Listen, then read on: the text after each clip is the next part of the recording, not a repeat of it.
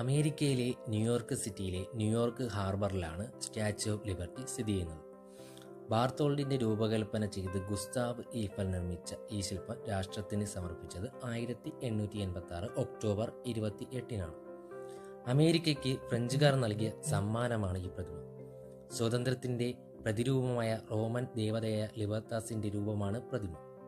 വലത് കൈയിൽ ഉയർത്തിപ്പിടിച്ച ഒരു ദീപശിഖയും ഇടത് കൈയിൽ ഒതുക്കിപ്പിടിച്ചിരിക്കുന്ന ജൂലൈ 4, 1776 എന്ന റോമൻ അക്കവും എഴുതിയ അമേരിക്കൻ സ്വാതന്ത്ര്യ പ്രഖ്യാപന ദിന ഫലകവുമായാണ് ടബൂല അൻസാത്തവുമായാണ് പ്രതിമ നിൽക്കുന്നത്.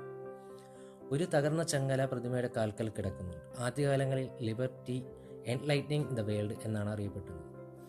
ഈ പ്രതിമ സ്വാതന്ത്ര്യത്തിൻ്റെയും അമേരിക്കൻ ഐക്യനാടുകളുടെയും ഒരു പ്രതീകവും അമേരിക്കയിലേക്ക് കുടിയേറി പിറക്കുന്നവർക്ക് സ്വാഗതമാകുന്ന ഒരു കാഴ്ചയും കൂടിയാണ്. ഇരുമ്പ് ചട്ടക്കൂടി ചെമ്പ് വാളികൾ പൊതിഞ്ഞാണ് ഈ ശില്പം ഉണ്ടാക്കിയത്.